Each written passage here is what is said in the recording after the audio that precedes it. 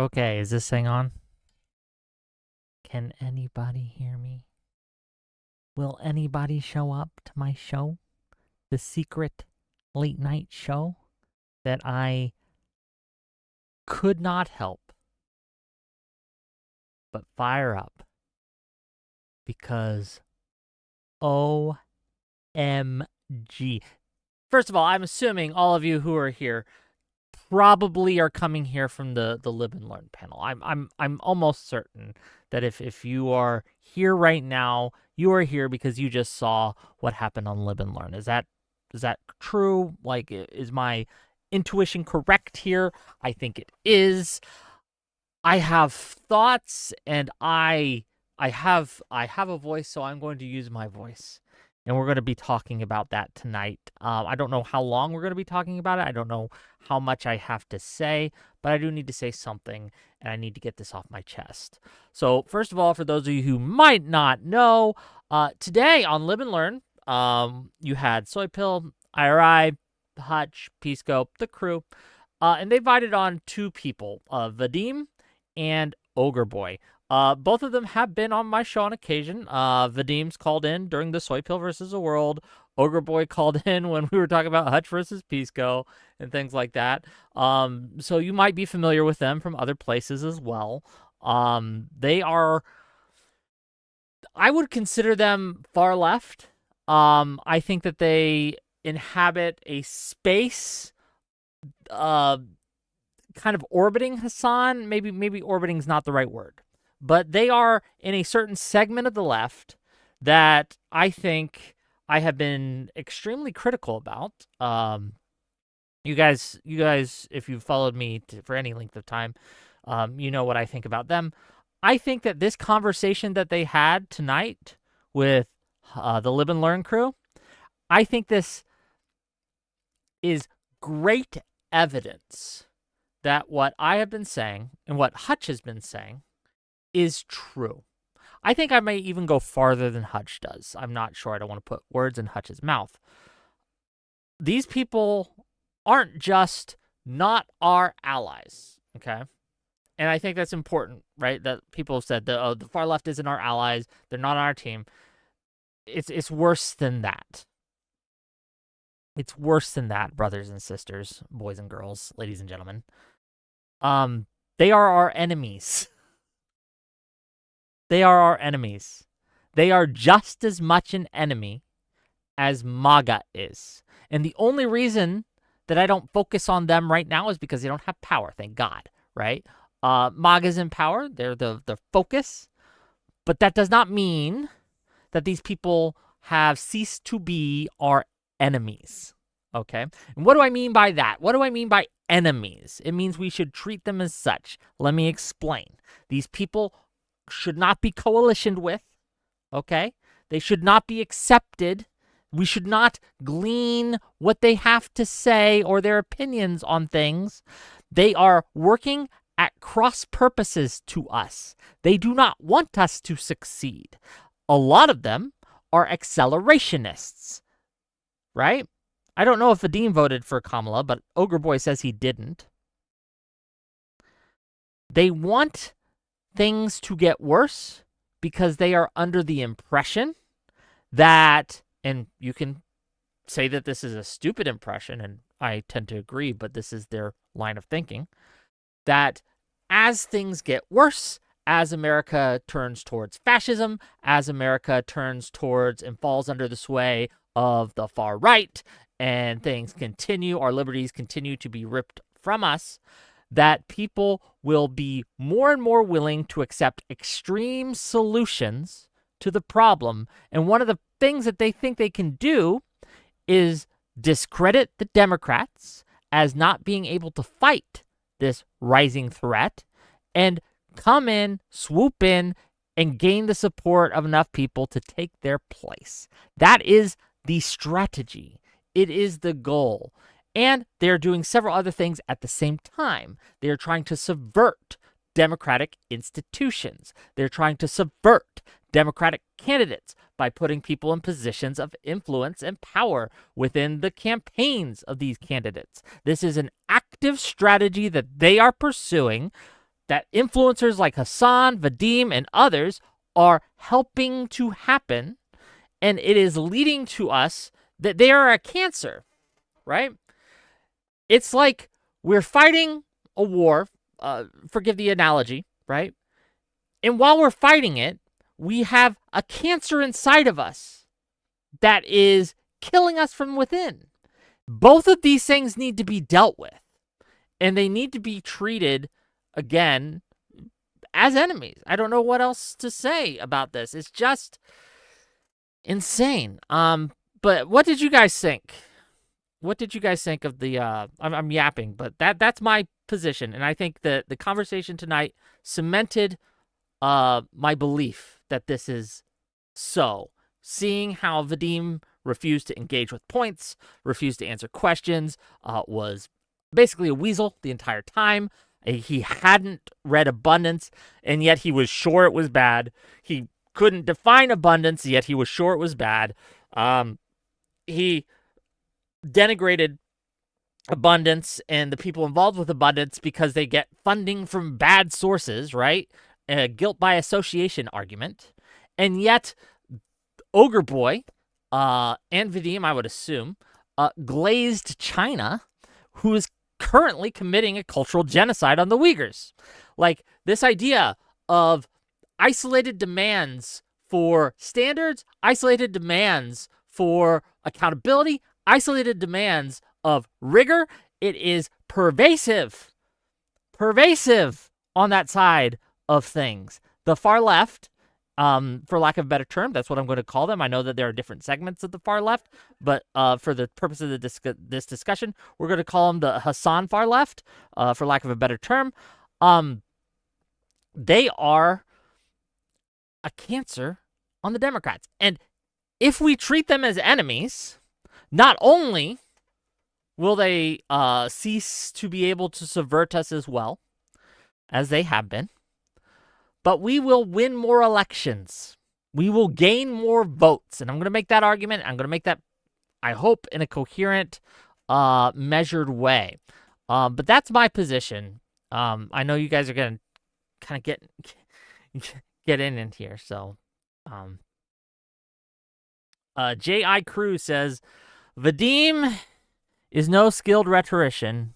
Taking him and Ogreboy as a reason to call leftists the enemy is such an overaction. Do you think that this is the only reason that I am calling leftists the enemy? Or the far leftists, the Hassan leftists, whatever, the enemy? It is not. It is not. This is simply one more piece of evidence,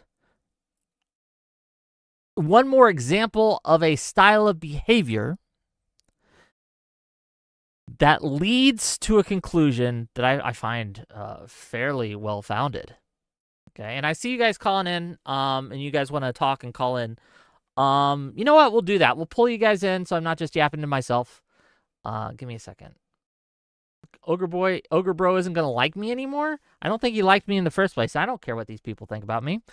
He's free to come on and challenge me on this if he'd like. I would have him on, but he's just spent 3 hours yapping, so fair enough. Give me a second. Hey, you guys are live.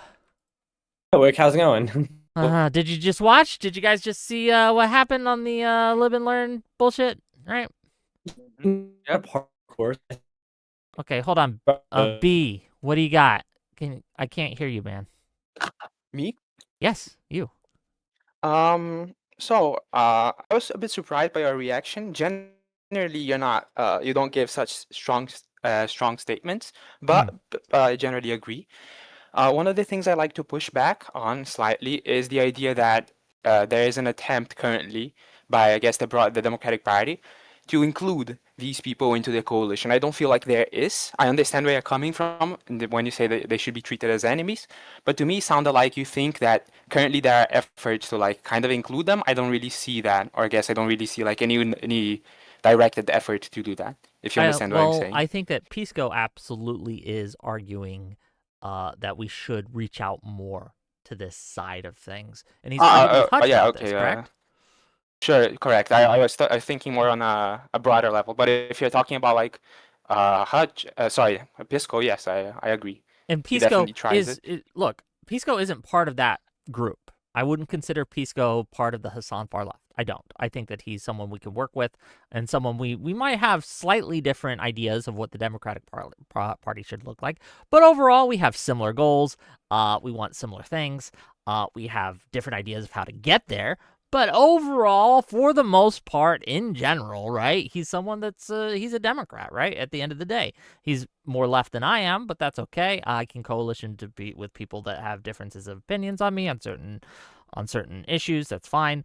But one of the reasons, and this is part of the argument, I'm gonna get you in here in a minute, Storm Twink. But we renamed it. Thank you, You're Tara. welcome. But my argument of why we should treat these people like enemies, right? Even if they weren't trying to subvert us, which I think that they absolutely are, right? I think that unknowingly we have given them a seat at the table. And I think that campaign managers and other high up positions of leadership amongst politicians have hired these kind of people in the staff, and they are giving bad information, right, to the campaign staff, to the politician, and trying to push them further and further and further towards their goal, right? And I think that it's harming us electorally. I think that if we draw a strong, clear, undeniable line rhetorically, publicly, and we make a concerted public effort to get these people out of positions of power and influence within our party, I think that we will draw many, many more votes than we would possibly push away. A lot of the people I know that I've grown up talking to, right, that I speak with on a regular basis, not just in online spheres, but in real life. One of the obstacles they have in voting for Democrats and coalitioning with Democrats is the presence of what they consider these crazy lefties, right? And I can't even gainsay on them on the fact that they are crazy, right? They want things that I do not want. They are illiberal, okay, in a very real way. If we publicly denounce, publicly deny, publicly purge these people, I think that it gives, and we do it in a convincing manner. I think that a lot of people who stay home or who hold their nose and vote MAGA just because they think that the far left is the worst threat, they're wrong on that, but, I think that we gain them. I think that we gain them into our coalition, and I think that helps us win more elections, not just nationally, but locally. What do you guys think about that argument? Go ahead. I broadly agree. I mainly came in here just to talk to you because I think we have similar views on it, and I agree. I think that a major issue, like you're saying, is even if they don't have power, they're in a lot of spheres of influence in indirect if it's not government offices or political offices, they definitely are in campaigns. But the media is also a huge problem. I've talked about this a couple times on your stream, I think. But there's a big problem when we have people who are antithetical to the Democratic Party spreading in media who are not I hear the thing a lot of, well, shouldn't we be critiquing Dems? And it's one thing to critique Dems, but the critique they make against Dems isn't here's where Dems are weak. It's Dems are evil. They're corporately bought. They're supporting genocide. It's these really they talk like Pete Buttigieg calling him a rat. They say Josh Shapiro murdered someone. It shows where their head's at. They aren't trying to build up the party. They're trying to tear it down. And what this does is it creates a general sense of apathy among, I'm going to distinguish leftists from progressives, right? Where the progressives starting to feel really apathetic towards the party. And then especially young voters start feeling really apathetic. And I can't count the amount of people in my generation, because I'm pretty young, who don't feel like voting because they think both parties are the same. That rhetoric is really damaging in my opinion. And it's why I agree with you that whether it's in media or campaign offices, we need to be way better about involving people who want to support the party. I think campaign offices are probably going to see more people who are wanting to help the party because they're actively campaigning, but especially the media, it needs to be purged. Just to be clear on the campaign offices, that there is a concerted effort, and I don't know how many of them there are, but they absolutely exist. And the only reason they involve themselves within these Democratic campaigns and the staffing and things like that is in order explicitly to push the party further left, as far left as they possibly can. And they do it even if it means that their candidate will lose, because they feel that if they can push the Overton window far enough, that if enough of their views are normalized within the Democratic Party, and one of the ways that they get normalized is when politicians publicly take up some of these issues and try to put them on the table, right? It's a subversion. It's a subversion campaign. They're trying to parasite us, to embed within us their tentacles so that they can steer us like one of those fucking slugs or whatever that they try to get eaten by a bird, right? And it's crushing us. It's crushing us, and we are we're unfortunately very weak to it because we want to include people. And I get that as a standard kind of way of governing and a way of politicking. And generally, it would be something that I'm very for doing. But I think it's, in this case, a very big mistake. And we've made a big mistake. And we need to correct course on this. That isn't to say we abandon our principles. No, quite the opposite. I think that we reaffirm our principles and don't let them sneak their principles into our core kind of messaging. But I want to hear from the other people that I brought in. I know you guys got a lot to say, so go ahead. Yeah. First of all, good to be back. Hi. I don't know. Did you watch the beginning? Were you there for that entire Live and Learn episode? Not the entire episode, but I caught a good hour and a half, 2 hours of it. Yeah. So I was actually, because I've been pretty critical of this person, I was actually pretty pleased with Pisco. He went really hard at Ogreboy and Vadim, especially in the beginning, because they were blaming the Dems more than I've seen him in a while. Absolutely.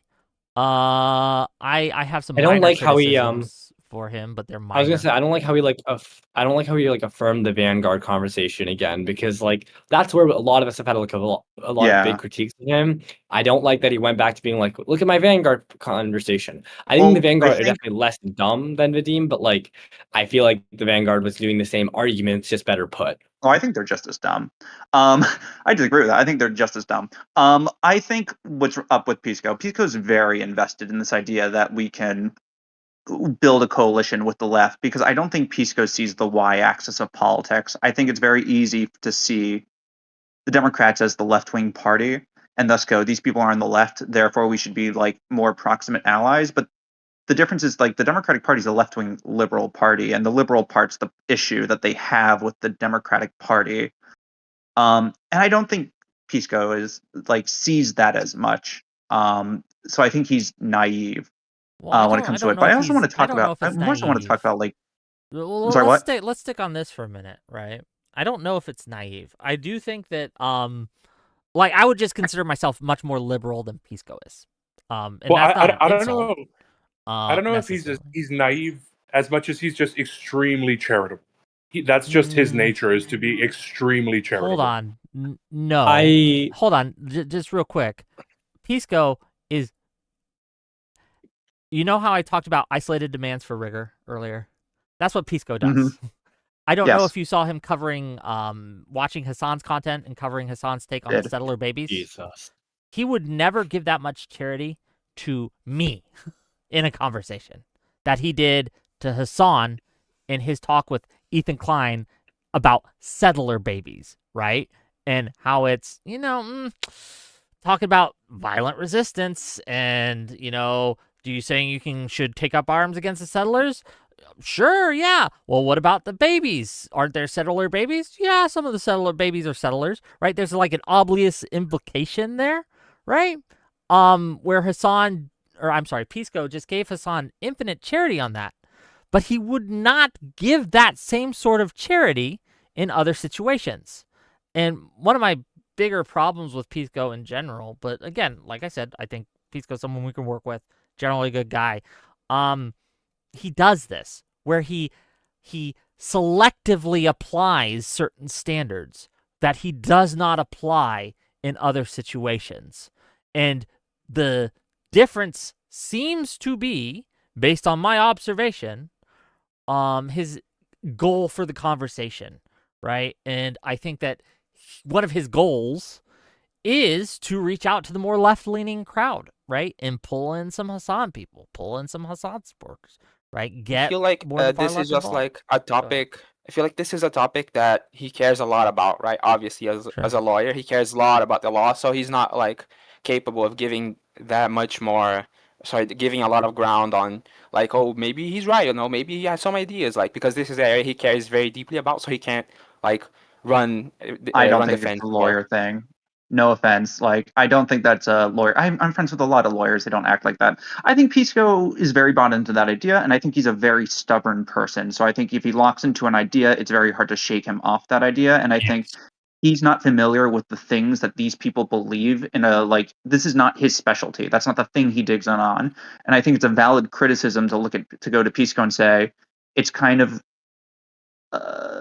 unreasonable for you to have these very strong opinions that we can win these people over and attack people who disagree with you over it when you're not as familiar with those people's ideas.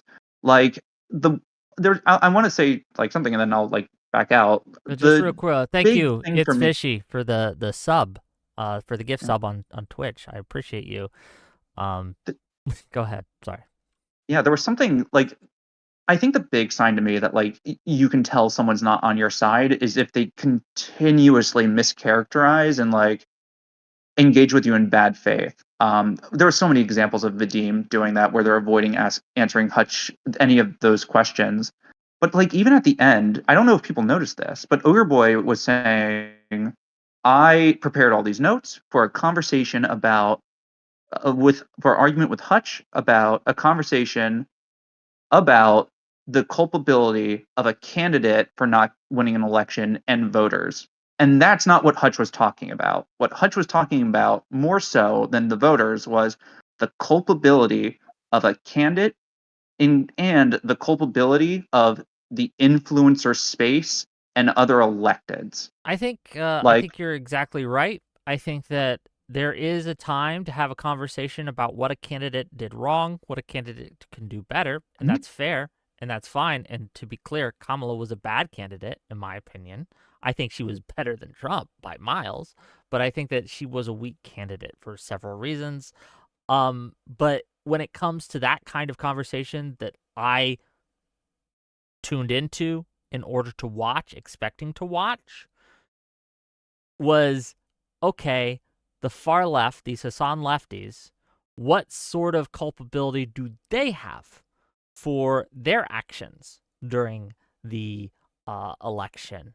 And I think it's fair for them to ask what our culpability is as more liberal Democrats. What could we have done better? That's a fair question to ask.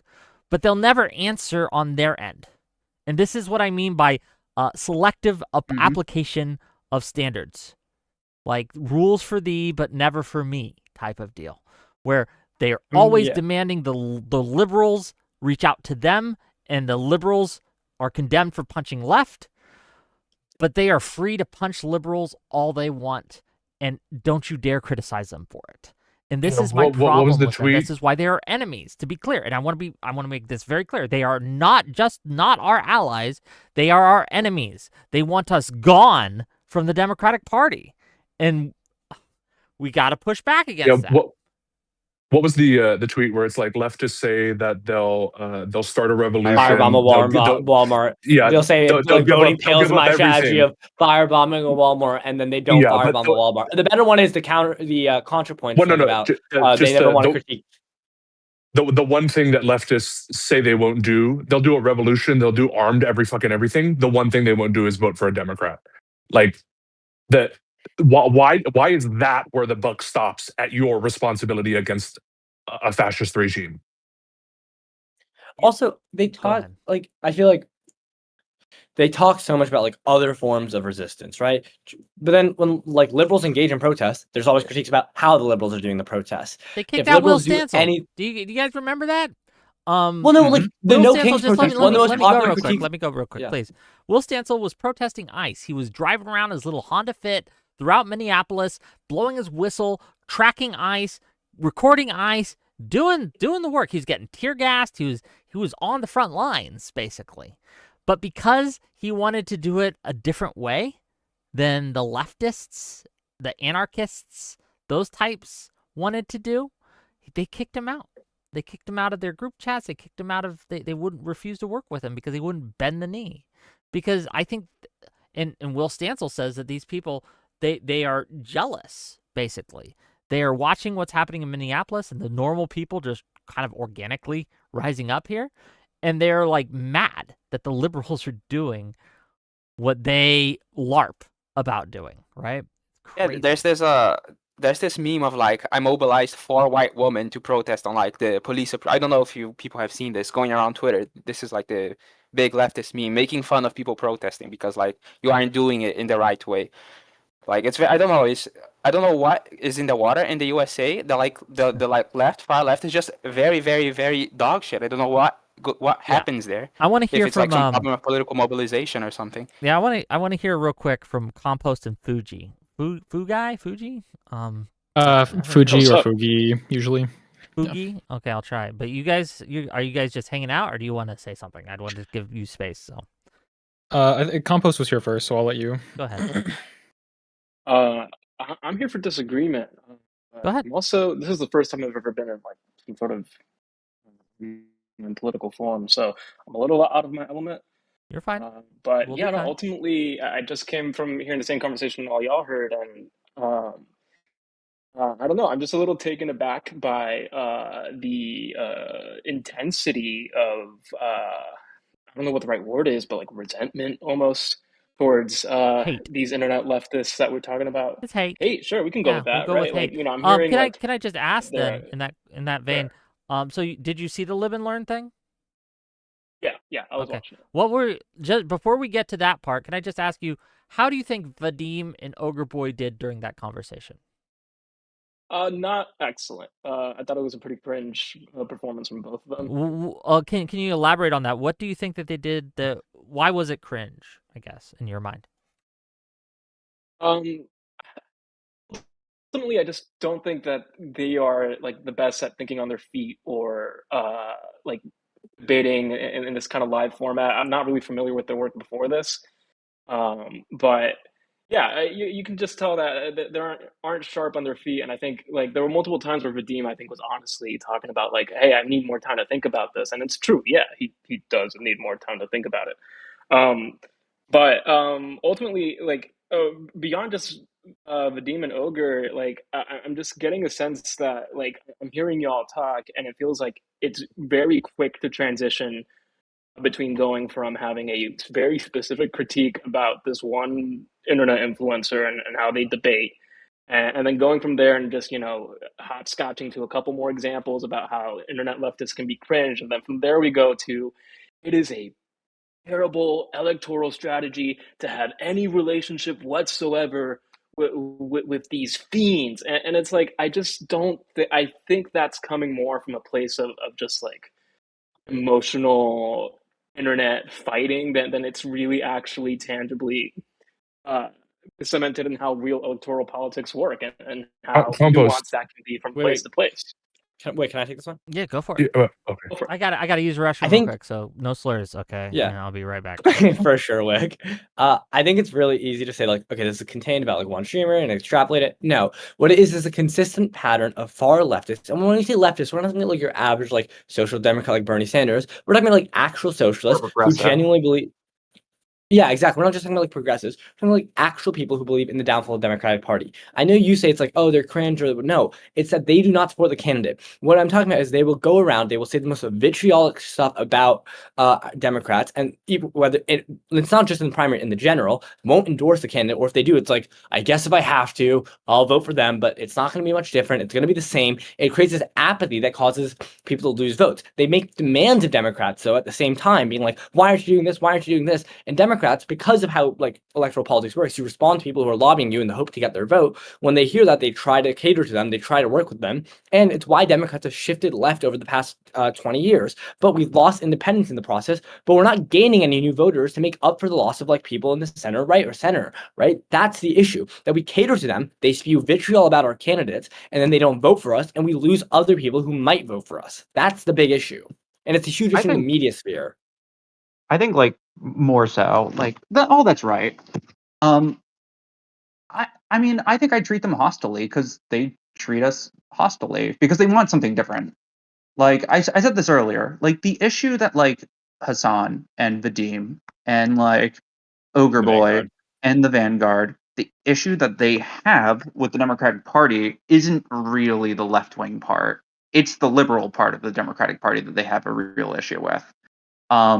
If I think they've all said this at one point. I think all of them all have said this at one point. Where if you go to them and you ask them, what should Joe Biden have done about Joe Manchin when Joe Manchin wouldn't vote with him 100%, they will all go eventually get to this talking point, which is Joe Biden should have opened up a corruption investigation into Joe Manchin's family for to get Joe Manchin to vote for his agenda. And that is a blatantly authoritarian action that they will all defend as a good thing that should be done. And if you're going to signal that to me, then that signals to me that you're not really on our side.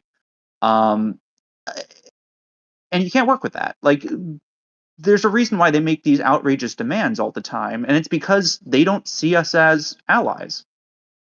All right. It's like they ask for a lot in the same way a Republican would ask for a lot if a Democrat went up to them to ask them to vote for them.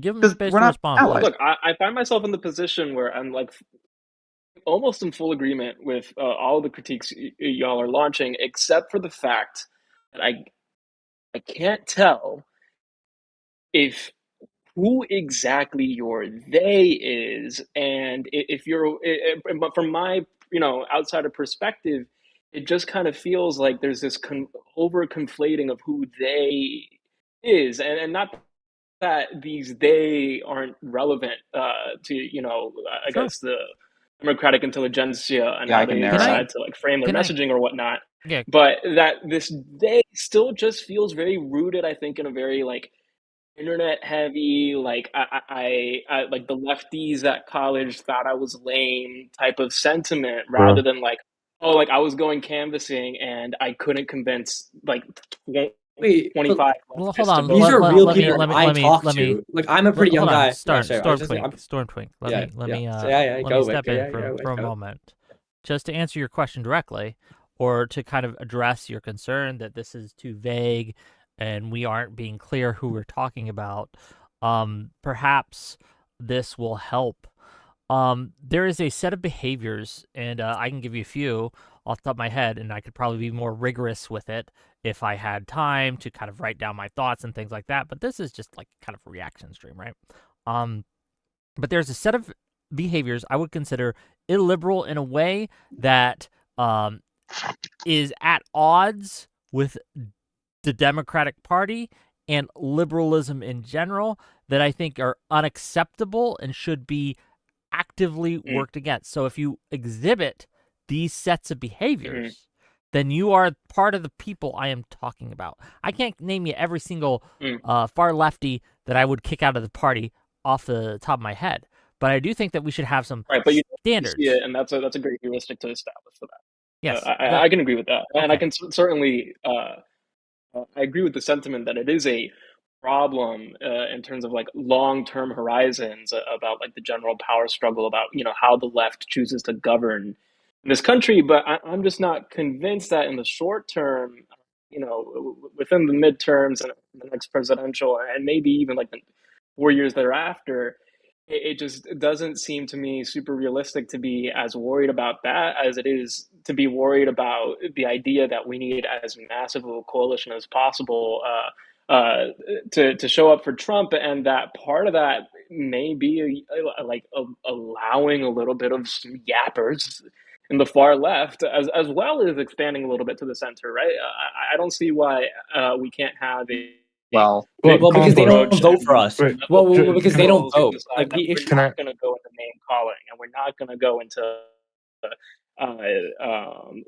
calling them the they or the cancer, right? It seems like not useful energy. Wait, Is my Compost, can I critique. ask you a question? Sure.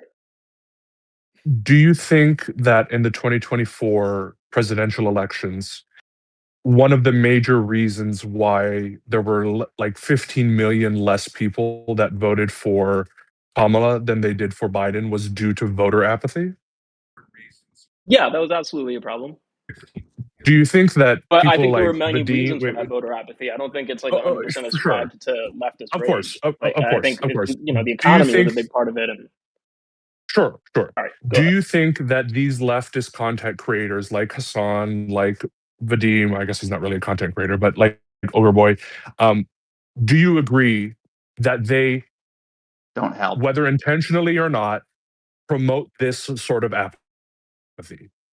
I fully agree, but my point is that our attitude towards that shouldn't be to, go scorched earth on Why all versions not? of leftism. Wait. Yeah. What do you think we should do then? Wait. What do you think we should do then? Like, how should we interact with these people?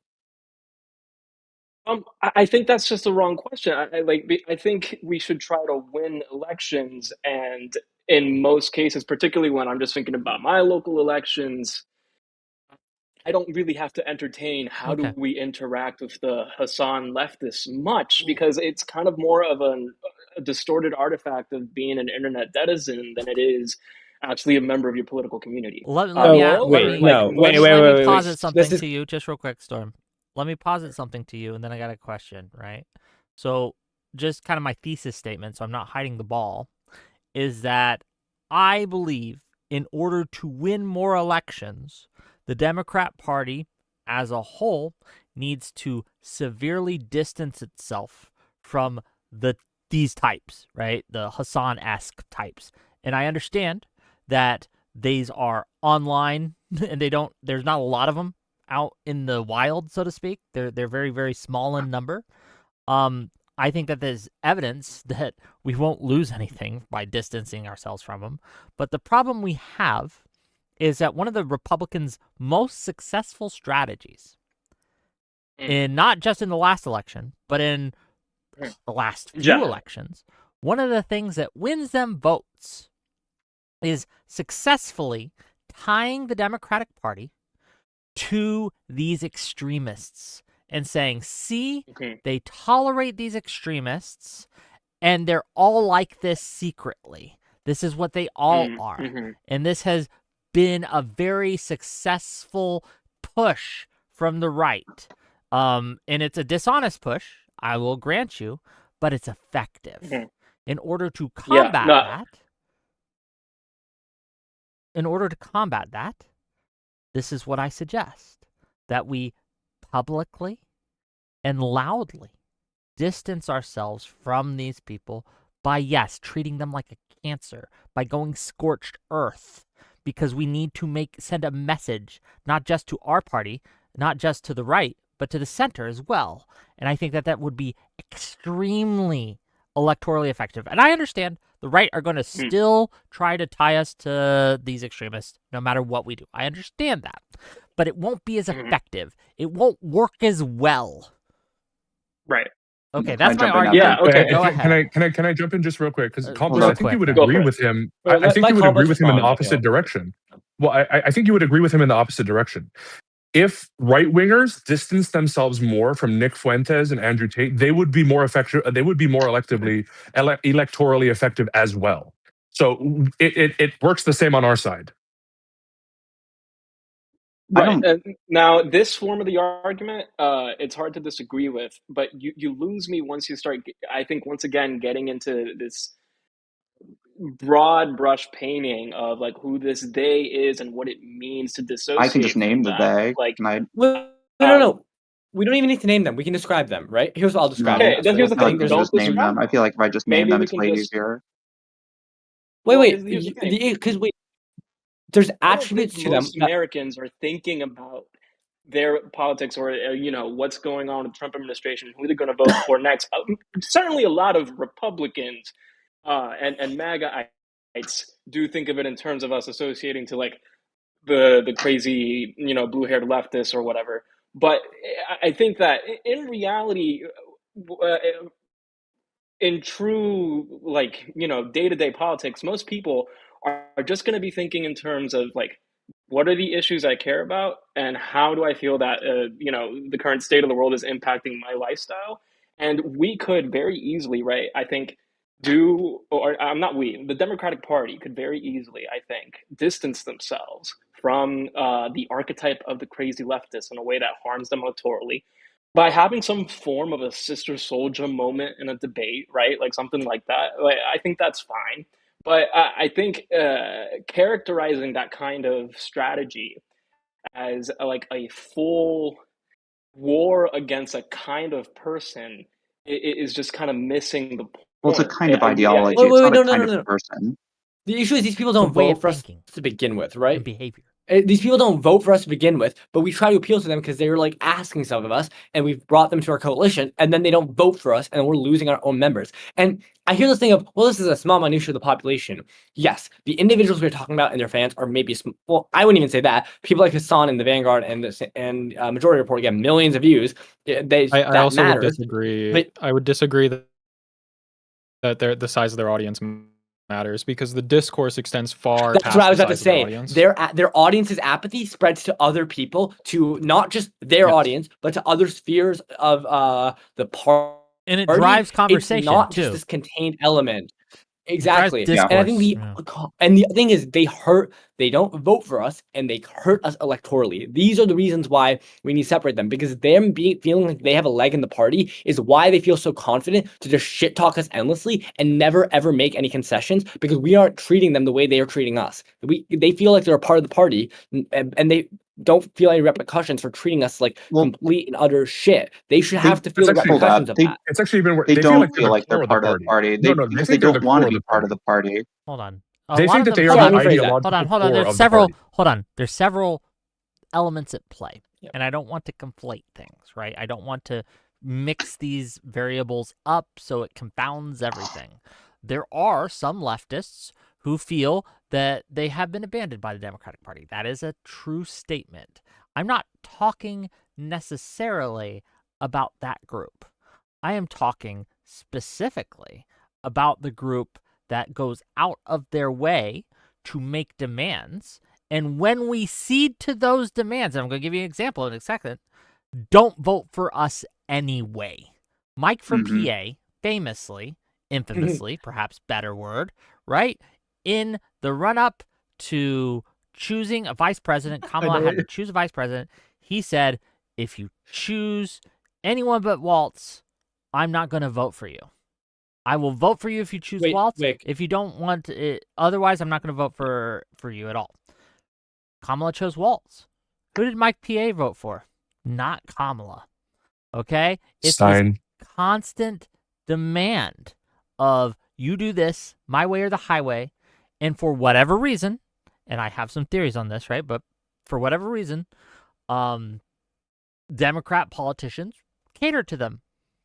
And it doesn't get us anything. It gets us nothing. In fact, it doesn't just get us nothing. It loses us support from other coalitions. And I am tired. I am tired of playing this game with them. And we need to just tell them to fuck off. Yeah. I'll just name who I'm generally talking about. Like, go ahead. No, hold on. No, I want this guy to respond to it. Compost, and I do appreciate you being here. And I'm not trying to come off super aggressive towards you because you're talking to us, right? But I want you to respond to that. For sure. No, I appreciate a good disagreement. I think ultimately we're all on the same team here.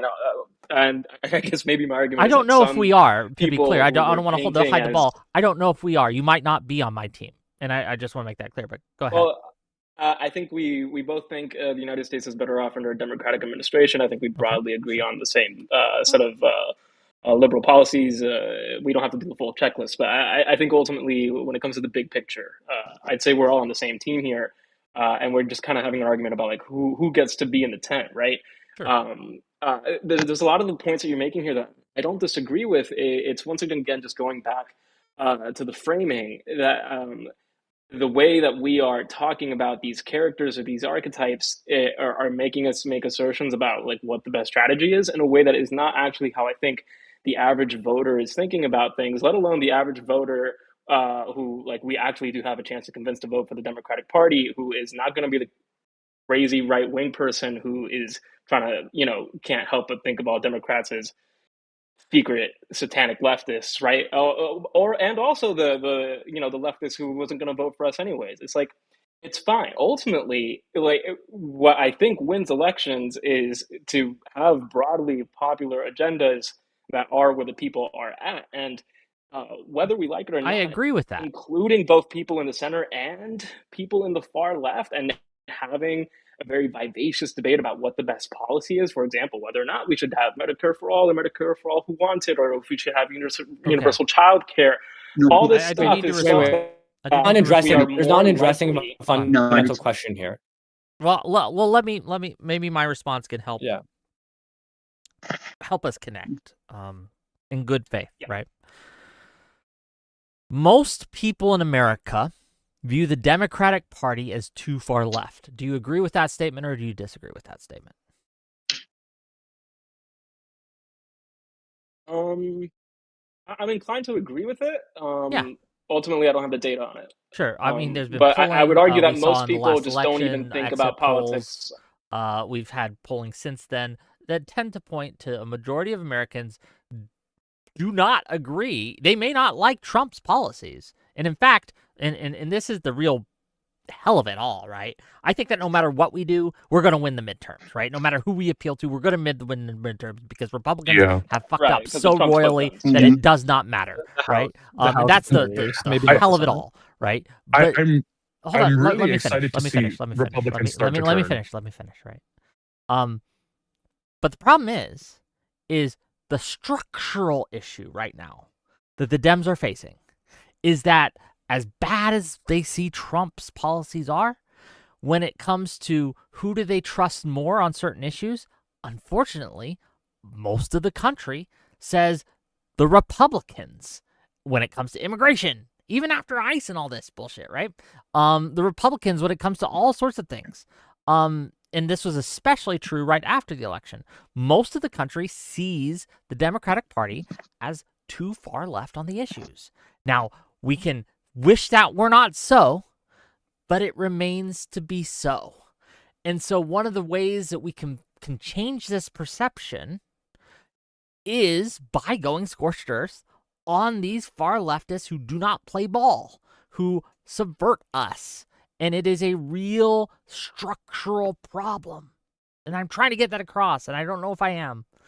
Does it make sense? fair enough. Wait, can I just add coming across one quick thing? Can I add one quick thing real quick? Sorry. Sure. Just one quick And then thing. I It's want to not just give that- my rebuttal, and I gotta go after Yeah, that. of course. I don't want to yeah, go ahead, I don't want to Spencer. all I'm saying is it's not just that they subvert us, it's that they will pull us towards them and then not give us support. I'm of the opinion that if they were willing to work with us and actually vote for us, you know what? That's fine. And you keep saying, I don't think most people are thinking like this. Maybe that's true. But when it comes time for voting, the demographics we see struggles with are younger voters who are oftentimes in these alternate media spaces, which are dominated by these people preaching apathy. And then that expands past them. So even if it's not the immediate people are doing it, this type of discourse will expand where people are saying both parties are the same. You said something about like how you are broadly supportive of a Democratic administration over Republicans. A lot of the people we are talking about do not care. They see them as the same. And that's the problem. Well, it's more than that. It's also sorry. I'm No, go for it. Yeah.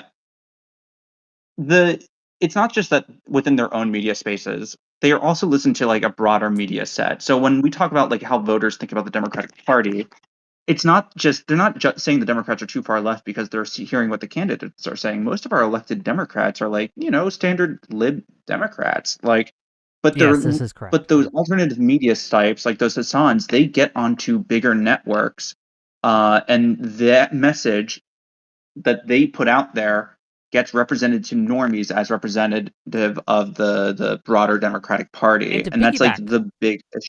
Yeah, and to piggyback, Sorry, it's what? not just right-wing sites that do this.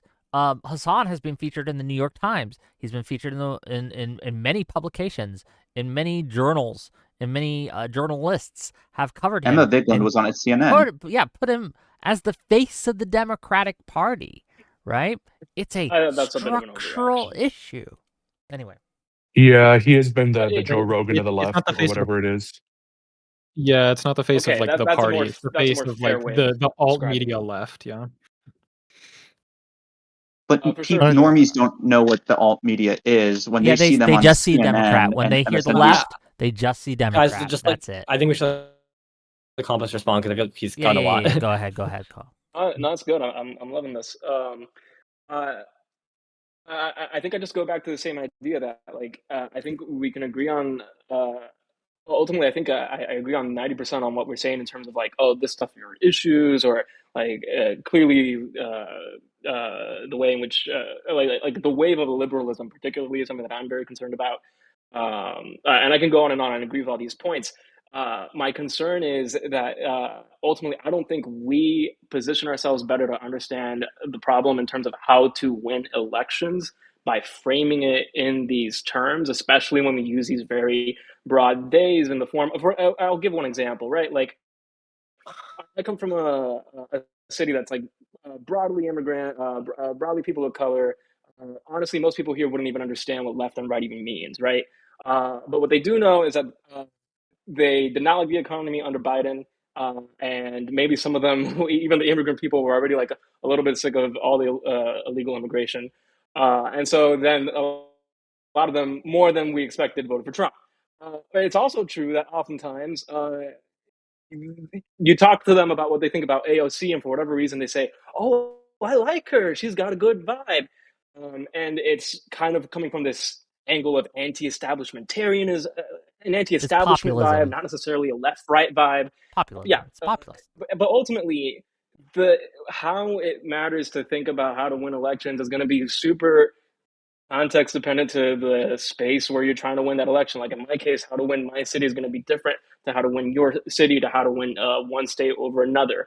Yeah, and but we're talking it could be that at a national level, both national elections. Sure, and we're also what is more. Hold on, just real quick. And what is overall more effective in more spaces, right? I would agree with you that in super duper blue districts, it might be appropriate to run someone who's on the far left. It might. I might disagree with that, right? But I could even cede that to you. But the problem is that we are not granted the same, us liberals are not granted the same courtesy, where in red districts, and a lot of them are open right now because of just how things are. Like if you tried to run a far lefty in Tennessee, they'd get slaughtered. But if you ran a liberal Democrat in Tennessee, now you got a chance. Yeah. But the far left will be like, see, you guys are traitors. You're running this moderate corporate Democrat who's just going to betray us. He's a far right Democrat, right? And they say all this bullshit, and they don't support anyone to the right of Bernie Sanders, and it's a real problem. Yeah, sure. I'll say that what it takes to win Tennessee District number 11 may be that the Democrat, whether they're moderate or a lefty or whatever, it actually speaks to the issues that matter in Tennessee District 11, such that people there can feel like they see themselves in that candidate and trust that candidate. And that's just going to be a better way of framing things. And ultimately, it kind of feels like we're projecting a bit that when we're like talking about how like the leftists would say, oh, I would never vote for that corporate Democrat, probably, but they probably don't live in that district anyway, so who cares? And wait, no, this is not true. That's just not true. Right. We can look at how people from Pennsylvania that are on the left talk about this. Mike from PA lives in Pennsylvania. Pennsylvania is a swing state. He shits on Josh Shapiro, and it's not just him. There's plenty of leftists that live in purple districts they get mad when when Democrats are trying to moderate. And additionally, I feel like we keep going back to these higher points of you've mentioned a couple times now. You said we have this broad they. What is like? Do you think we're including anyone we aren't trying to include or that shouldn't be included? Like, I can give you a more clear definition of what I mean by they, but like, what do you think? Like, how are we being too broad? Or who are we including that shouldn't be included? So I guess that's what I would ask. Just the whole they and us versus them framing is just inherently broad, just based on the fact that you cannot define that they, and you're counting a lot on this on. Counting a lot on that the person. So I'll define it. I'll define it right now. I'll define it right now. Stop. Let him define it. I thought I defined it, but maybe I was here's wrong. the thing: you could define it. No, you're right. Wait, he's saying it doesn't matter if we define it. Okay. But what I'm saying is that it doesn't matter how you define it because it doesn't matter what you say. It matters what people hear. And people are going to interpret that they in whatever way they want to interpret it. And what I'm hearing right now is just a they that's just kind of based more on a resentment of like how we conduct politics online and not truly like how we should conduct politics in terms of getting the House of Representatives to flip, getting the Senate to flip. And we can talk about matter. Hold on. Politics online affects politics offline. We can see this with Twitter. I think it's just a compost. Not just Twitter. The podcast debate that happened. Yes. So compost. That's totally fair. That's totally fair. You just made the reason why we need to define the things that we define it as broad, because the normal person who's not tapped into online politics views it as a broad left and right? So when Hassan how about this? goes on Don Lemon, how about we just don't talk about the left or the right at all and just talk about the issues that matter in a particular district and come up with great platforms. Well, if you do not think that's how politics work, then I can tell you have never worked in an election. Like you've never worked. I have worked in an election in a city. It is important. Right, I have. Okay. It's important that we define things but as left and right, because the reason why the Democratic Congress is or the Democrats are so behind in the polls on given issues is because they never have the majority to actually pass legislation. True. Right? So maybe we should get so the Trump majority. can go in there and how he can destroy things. You go in there by not having people like Hassan who go on like a Don Lemon show who masquerade as a progressive and then go people. Hold on. A lot of this is cope that no one watches Hassan or Don Lemon. What are we talking 30,000 about? people consistently watch Hassan. But can I finish though? Yeah, so what happens is you have people who will read a Hassan article in New York Times, or they will tune in on Don Lemon or whatever, and they'll say, oh, okay, like this is a progressive that I want to listen to, and then they go onto a stream and he says Democrats never get anything done. What is the point of voting for these corporate Democrats if they're the same thing as Republicans? Well, if you're a normal person who's not really tapped into politics, who don't understand that in order to get things done, you need a supermajority in the Senate. You need at least 60 votes in the Senate to get anything passed through legislation. Absolutely. So what do you think that leads to? That leads to people who would go out and vote for a Democrat just because they want a better future, saying, maybe I should sit this one out because I don't see the difference between the two. And then we don't get a supermajority in the Senate. And then we don't get to pass healthcare reforms. And then we don't get to pass. I think there are probably dozens of reasons before we get to Hassan bashing Democrats for why the Democrats don't have a supermajority. We could be debating this all night long. I know. It doesn't help, right? I quiet up. Y'all are gonna, four of you are gonna try to rebut at the same time, and I'm certain that there's great arguments here. Ultimately, hey, I had fun with this. I appreciated the bukkake. I can do this another time too. But ultimately, I just come with the attitude of saying, like, I think they're just better framings for how we can talk about the same things, talk about the same issues, but just different framings. That's my position. But thanks for having being me here, buddy. present a heterodox opinion for this channel. Have a great day. Yeah, peace. Just a comment on not for you, Composite, or for you to head out. I guess like what I was saying is like I feel like he kept making this point when he was arguing about like a place-based politics, right? That like we should run candidates based on the place that they're running in. But you know who actively disagrees with us? Leftists. They hate the idea of running moderate Democrats anywhere.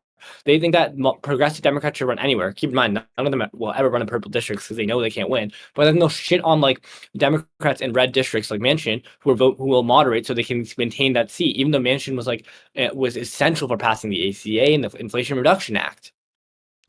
It's when he Go talked ahead, go about ahead. when he talked about like, oh, we need to include people like these leftists, we need to include people who who want like healthcare and stuff. Those people are already part of the Democratic Party. I don't understand why he thinks they're not included, or he thinks that those people are going to be targeted in the removal of leftists. There just seems to be a massive misunderstanding of what leftist is, who we're talking about. We need to Very start. frustrating. Yeah, we need to start just asking these people, these leftists, right? These far leftists, like who say you need to pander to us. The question, like, okay, why? What are you gonna do for us? What do we get out of it? Why should we listen to a thing you say? Why? And they're like, well, we won't vote for you. That's not enough, right? You're not going to vote anyway.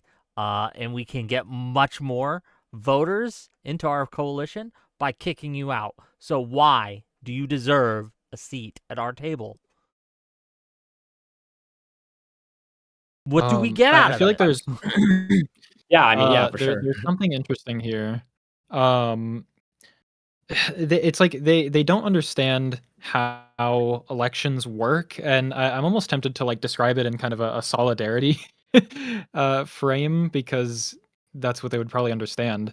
But the reason the right has so much power is if we go back to the 80s, evangelicals decided from that point they were going to vote Republican in every single election, trying to undo this abortion shit. They didn't sit out one election. They didn't say, oh my God, Republicans didn't undo Roe v. Wade, we're going to sit out. No, they voted for Republicans for like 40 years to get Roe v. Wade overturned.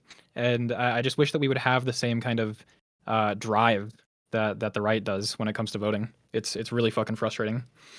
Wick, I'm going to drop. I'm sure I'll see you around server. Yeah. See you peace later, out, man. buddy. You know, like infallible foul. Jump in the call, man, if you disagree. Infallible foul says in my Twitch chat, he says, "Tell us, big brain, alienating people from the group means more votes, right?" Yes, I'm more. If you kick Hitler out, more people will vote for you than if you have Hitler in your party. Yes, that's just true. And I'm using an extreme hyperbolic example, but there are people who view the far leftists akin to that sort of extreme figure. So yes, kicking extremists out of your group nets you more votes than you lose. Yeah, because you could even just use the example of Nick Fuentes, right? Like Nick Fuentes is actively hemorrhaging voters from the Republican Party right now, and I love it, right? I'm all for it because as many Democrats as we can get in office in the midterms and throughout 2028, fucking amazing, right? And people understand that when it's in the other direction, but somehow when it's targeted at them being a leftist, it's like, oh, well, actually, now I need to be included. Yeah, the party who successfully like kicks out its extremists first is going to win for a long time. Now, people will hit you with 2024, the Republicans lost and they pandered to their extremists. 2024 was an outlier election, and we lost because all incumbents around the world lost during the 2024 election. There was a host of reasons, including kicking out our candidate, putting up Kamala last minute, the craziness that ensued with that. There was a whole host of things that were wrong about the 2024 election. It was a perfect storm of chaos for the Democratic Party. In fact, I'm surprised Kamala did as well as she did under those conditions. But when you look at most of the last, 10 election cycles, maybe a little less than that, Democrats have won a majority of those election cycles. We happen to lose the latest one. That's fair. But a majority have been won by Democrats because generally Democrats behave far better than Republicans who have cozied up to their extremists. The speaker was right. Nick Fuentes, Andrew Wilson, Andrew Tate, those people are drains on the right. They are negatively polarizing people against the right. If the right was smart, they'd kick them out. Let's not. Which is sort of emulate like their what behavior. it's sort of like what Ben Shapiro is doing, right? Like even Ben Shapiro recently has been a lot because he more knows vocal about being. he's a smart cookie.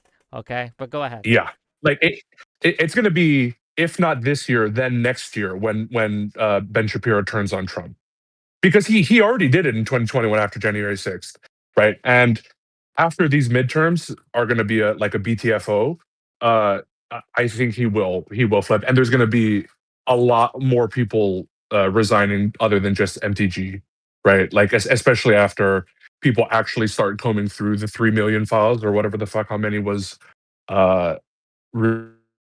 released. Yeah, maybe. Maybe Although, I could Wick, just I did want to ask you. go ahead. Oh no, just specifically about a criticism that you had earlier of like the leftist online content creators is that their goal seems to be constantly pulling the Democratic Party left. Pushing them left, yes, as much as they can. Yeah. Pulling, pushing, whatever you want to use, right? But Yeah. Do you think that that's principally not a good thing, or it's just the way that they're doing it? I think it's a neutral thing, because left how, in what ways? And you'd have to look at the different ways. But here's the thing, they don't care about what ways. They want to pull them left in almost all ways. And that's a huge problem for me, because there are certain ways that, yeah, I'm down, right? Let's go more progressive. I'm with it. Let's do it. And then there are other ways that I'm like, no, not in your life, right? Because at heart, I'm a liberal. I'm a liberal guy. I am a Democrat who believes in liberal values and who think that there's some good points that the progressive have on some things, and I'll follow them along with some on issue by issue basis. But in general, I'm a liberal. Okay, I believe in liberal values. I think a good analogy as well, right, when to kind of support my argument here, is if you have a party. Okay, you're hosting a party, and one of the people in your house that you're having a house party, right, just smells like shit. They stink. They smell really, really bad. Okay? You might lose a guy by kicking them out of your house, okay? But a lot more people are going to be willing to come to your party because it doesn't smell like shit anymore. Okay? Not the best analogy, maybe, but I think it's important. Let me bring on this guy. But yeah, go ahead. Okay, Infallible Foul, you're here. Great. We got another disagreeer. Go ahead, make your argument, please.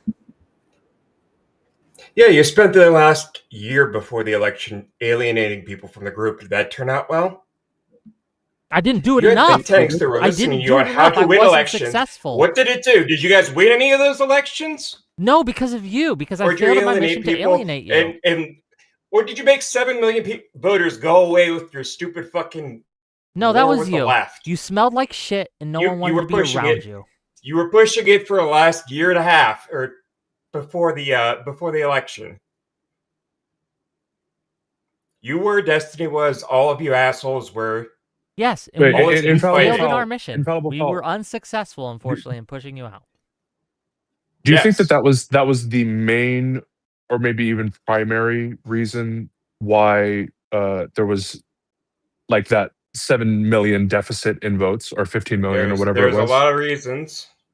There's a lot. What do you think is the? Yeah, I could say personally on 2 things I could say about it. One, I have been one of those voters that sat out. I didn't last time, but I was one of those voters that sat out because moderates were complete cunts and they were so smug about Biden winning. I'm just like, fuck it. I'll stay home. And that's it sounds like so you stayed home in 2022. How do we do in 2022 when you didn't participate? How'd you do in 2016 when I stayed home? Biden wasn't involved in 2016. It sounds like you're taking credit for Kamala losing. Do you really want to be doing that? Are you dense? I just said I voted for her. In 24? Okay, you're saying you just sat out in 22, but you didn't sit out 24. I sat out in 2020 and 2016. I did want to Oh, actually okay. try to get the left to actually stop infighting so we could win an election, but apparently this is what we got instead, is both sides taking jabs at each other, all this stupid bullshit, and we lost. And instead of looking back and going like, all the shit that we did, it didn't work, maybe I should look at myself in the mirror and try to do something different. No, you blame the other side, even though you were Okay, more influential than most of the people on the left, but our way worked you in don't give a fuck. 2018. My way worked You in just want 2020. donations. You My don't way give a worked in fuck about winning 2022. elections. Right? In Infallible Foul, what do you think was the most successful part of the 2024 Kamala campaign? It started off okay with like the I guess the your weird stuff, and like there was an energy there at first. She kind of dropped the ball though in the long run. She didn't want to talk about her. Well, she tried to pander towards like bipartisan border bill. I'm going to be tough on the border, when not a single damn person in the world that cared about the border was going to vote for her. Oh, What? What? All gonna vote for A Trump. what? Wait a What? minute. No. He said who cared about nobody who cared about the border was going to vote for her. People who cared about it were going to vote for the Republicans. That's what he's saying. Yeah. okay, I don't think that that's necessarily Is true. that true? Even And- among and when they Democrats, people heard think that the about border is a problem. And they asked her Yeah. about LGBTQ rights and trans rights. No, because she got even all among sheepish and said like, even among the Democrat voters that were still pro border security may not have voted for Trump because, as with everything with Trump, it is extremely toxic, right? We know that the way that Trump does things is why people don't like him. It's not necessarily what he does, although often nowadays it is what he does you as well. guys campaigned for 8 years straight that Trump was a Nazi, he was a racist because he's building this border wall that he was obsessed with. And then you get Kamala out there who said, well, actually, maybe that's a good idea after all. Like, what did you think was going to happen? Do you know why? Why do you think he said that? Why do you think, or she said that? Why do you think she said that? Give us your because best she- faith, Steelman, of because why she Trump- made that statement. Because Trump makes people fear their own rhetoric. They make them afraid to stand up for what they believe in. And she was afraid to. Same I was going to say about the trans thing. She didn't want to say like, oh, I support trans people. I support their rights, them getting care. She wanted to say, oh, well, I'll follow the law. In fact, Did she give any indication that she was going to try to walk back trans rights? That she was going to like make policies against them? no, but she Yeah, I didn't don't speak think out so. for it.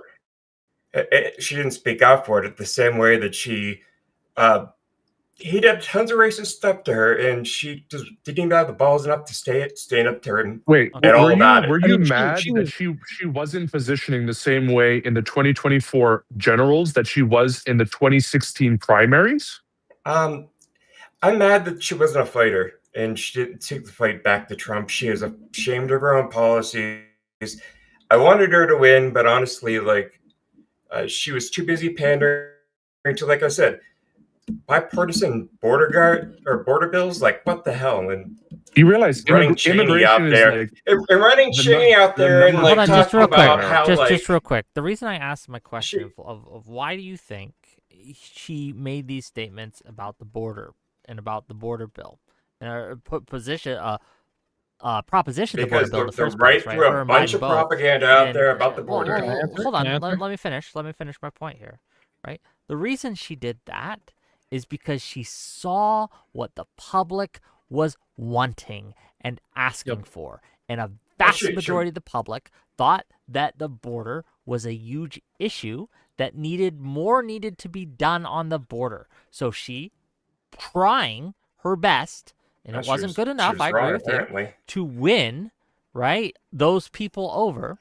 she decided to try to signal that she was going to be strong on the border. It was the right move, but she was the wrong candidate to say that because she's made some crazy statements in the past and no one believed her because she didn't come across as authentic. Hey, Well, but But e- it e- was even the we're right gonna go for it. specifically, If your main issue is the border, Trump has been preaching about the border for 10 years. Okay, You're but going to that vote doesn't for mean people that Trump. everyone people that aren't cares always about the single border issue is going to voters. Just vote let for me Trump. finish. People aren't always single Sorry. issue voters, but there are some times where they like, well, I need you to have at least a minimum. We have to trust you that you'll be at least minimally competent on certain subjects, like the border. And I think that she failed for a lot of people, but it was the right thing to do to try. So when you criticize her, and other far lefties criticize her for taking this stance, you're setting her up to fail electorally. You understand that, right?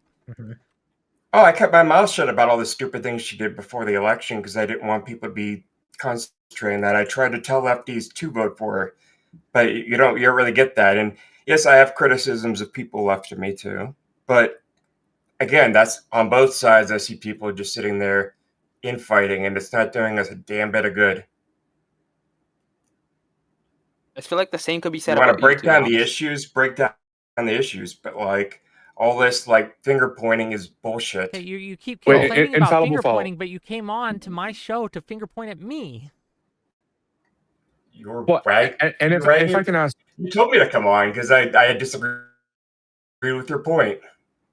do you But, think that like, just because Trump is the inherently- one, Trump has been talking about the border for 8 years. So in your view, anybody that cares about the border at this point is necessarily going to vote for Trump?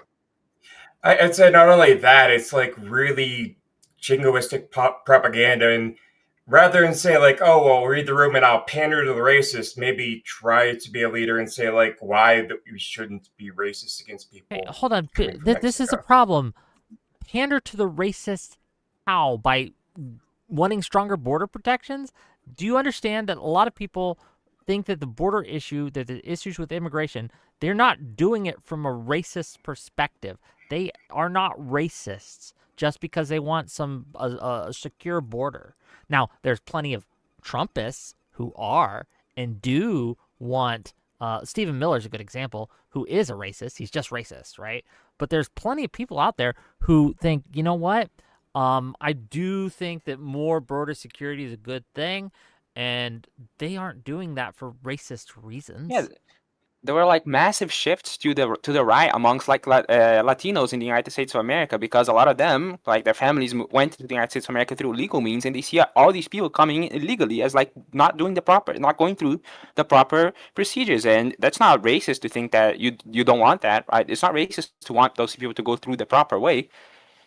You're just like sure, you may what say is the that proper it's way? racist. Waiting 10 years to become a citizen because they have this slow Yeah, process. unfortunately, the process is really difficult. Yeah, but unfortunately, people that went through These went to people the that are in United States of America situations where legally. their lives in danger, they can't afford to wait 10 years. Hold Yes, on, we that's a have- problem. But hold on. If you come to a port We're- of we're talk- entry we're talking about with the an asylum reception claim, just real quick, from- if you come to yeah. a port of entry with an asylum claim under Biden, you could stay until you had your day in court, where they would look at your situation and decide whether or not you had a legit asylum claim or you were just bullshitting and things like that. But they didn't send you back to their country under Biden, right? Or under Kamala. And had Kamala won, they wouldn't have done that either. Under Trump, however, they absolutely are just detaining them. And Yeah, Trump. kicking them out. Biden even had the CPP Yeah, one we're in app. hell. Like the CPP one app was like a huge fucking help to not only deal with incoming asylum seekers, right? But to relax the workload that we had to deal with the asylum seekers that were already here. Well, and that's what the bill that Kamala had sponsored was going to do. It was going to give more money to judges so that we can process this, so that the asylum process wouldn't be demonized. It's been demonized. Now, like most people think, like, oh, 11 million illegals came over under the Biden administration, when really it was around 2 to 3 million, and there was a lot of asylum seekers, right? The fact that we're demonizing the asylum seekers because we had an overlogged system, like if you actually cared, you would say, hey, like, let's fix that system so that's not overlogged, so the people who are actually here escaping dire situations can be here and can have a great life, and the people who understood that it got backed up and I could take advantage of that, we can get them out so it doesn't have to be demonized. That's a win-win for everybody. Sure, but you can't. How is that pandering to racists? You can't like want to own up a moral position in an election if that moral position is going to cost you like 5% of the entire vote on an election that is incredibly close. You're asking Kamala Harris to just throw the election because you want to feel good about it, right? And I get it, but it's not She electorally did throw the like election. intelligent. Did she win the election? No. I'm sorry. Then I guess maybe she did throw the election. Yeah, she didn't go far enough, in my opinion, on relations to the border. Wait a minute. She should have gone because further. just because you didn't win doesn't mean you threw the election. No, I'm saying that if the primary issue was the economy. I'm saying that if Kamala Harris hadn't gone, had just instead of taking a position on the border, she was like, no, actually, it's a good thing that all these people get asylum, and you're just misunderstanding. She would have lost a lot of votes, and she would have lost harder. And what Infallible Al wants would just make her lose harder. It's a shame she didn't go harder on the border in the sense of criticizing. Yes, that's how it works, because there was policy. definitely nobody on the left that saw her say she was going to be strong on border control and got turned off by it. It's only the other side that you can lose votes, not on this side. But then you complain that our side isn't voting enough. So make up your mind. But the way that she was strong was to give more funding to institutions so that we can properly process the people coming over. That's it. Like there wasn't this big like, hey, we don't need immigrants or we need to crack down on illegal immigration. It was our systems are overlogged right now. We need to make sure that we have systems in place so that they don't get into this situation in the future.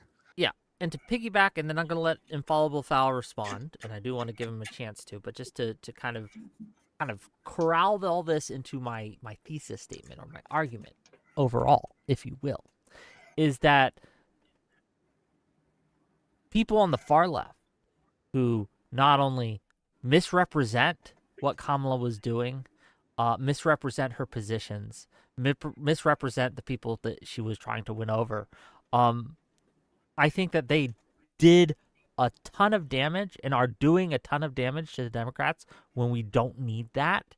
And I wouldn't kick you out specifically, Infallible Fowl, because you voted.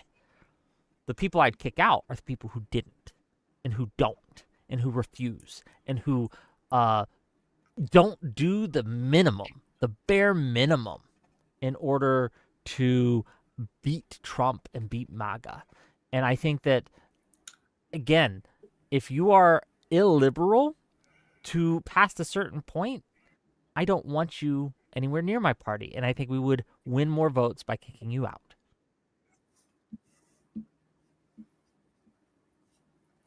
Go ahead, you can respond.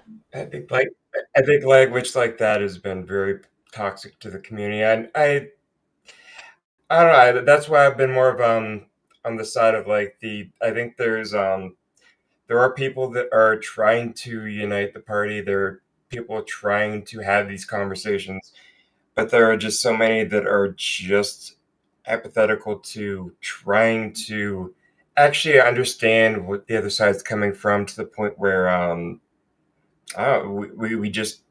we can't even win elections because of it. Okay, I see what you're saying, but here's the deal. I am trying to unite the party under a certain set of standards. I'm saying if you can meet those standards, you're welcome. If you can't, you got to go. What, conservatives? Yeah, Anybody. If you're voting for Trump, you're not in my party. Yes. But if you're a conservative that is voting against Trump, that is voting against fascism, right now. then okay, yeah, come vote against fascism. That's great. But if you're a far leftist who is not going to vote against fascism, we don't want you in the party. It's a very, very low standard of entry.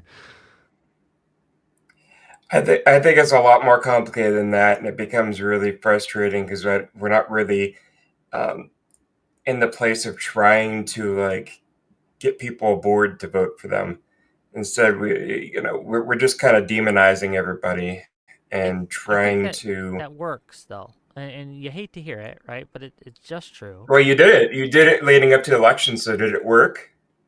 Hold on. You have to understand that sometimes you can make good decisions and then the bad outcome can still happen. Yeah. Mm. It's worked more often than it hasn't. And I'll give you a way it worked in 2022, and it worked against the Republicans. The DNC decided during the 2022 midterms that happened in the Republican primaries, the DNC backed and gave money and funded the more extreme MAGA candidate over the more moderate Republican candidate so that the MAGA candidate would win the primary. And in the instances where the DNC was successfully able to do that, more often than not, to a very substantial degree, the extreme MAGA candidate lost their general election. So it works. It works on that side. My, I guess, advocacy here is that it will work on our side too.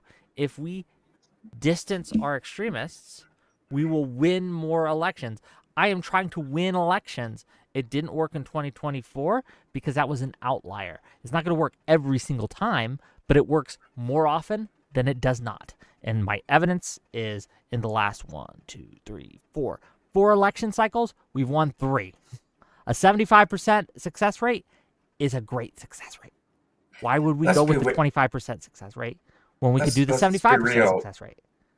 You've created a demon, and you can point at him, and people will throw you super chats. So that makes you happy, and that's no one's throwing me super chats tonight, unfortunately. But Wick, he's just not responding to what you're saying. It's fine.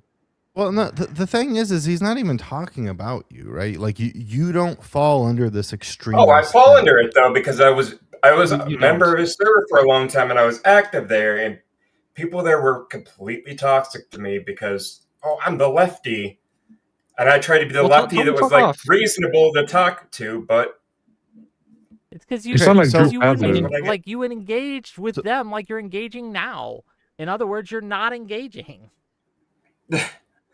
And they were mad at that. I'm just saying, from what you told us, you said leading up to the election, you did not criticize Kamala to anybody, right? Because you didn't want to hamper the support for her because you wanted Trump to be defeated. You voted for Kamala. Yeah. You just had critiques of Kamala. That's not an extremist view. And you said you tried to convince your friends to vote for her too. Like it sounds like you fucking were based. Like that was another great weird thing. Where that's awesome. You're great. We never really got to because we got caught up on the immigration thing. But like I had like actually my mom she complained about the whole student loans thing, and like I thought Biden was going to get rid of this, and it's like she's a normie. She doesn't pay as much attention. I had to explain to her like, it's not that she didn't want to get things done. It's she had to go through Manchin, she had to go through Sinema, she had to go through all these Democrats that you guys want elected. When Biden has like a majority in the House and the Senate and still can't get anything done, it's just going to look bad on him. They're not going to care about. Here's the issue I have. Because there's two. Stop. I want to get in here too. Yeah. Stop, please. $2 from Led Icarus to say, here's a super chat. Tell the bird he's stupid. Thank you for the $2. Manchin was the best possible candidate for the seat that he was running for. Right? No other candidate could have won that seat. And so, yes, he was instrumental in getting a lot of Biden's agenda passed through. He wasn't a perfect person or a perfect candidate, but he was the best for that region. He was the only possible left-leaning person to any degree who could win that area. And my problem that I have with you, right, and your rhetoric here is acting as if the Democrats hadn't gotten a ton done during the Biden administration. We got tons of bills passed. We pushed all sorts of legislation through.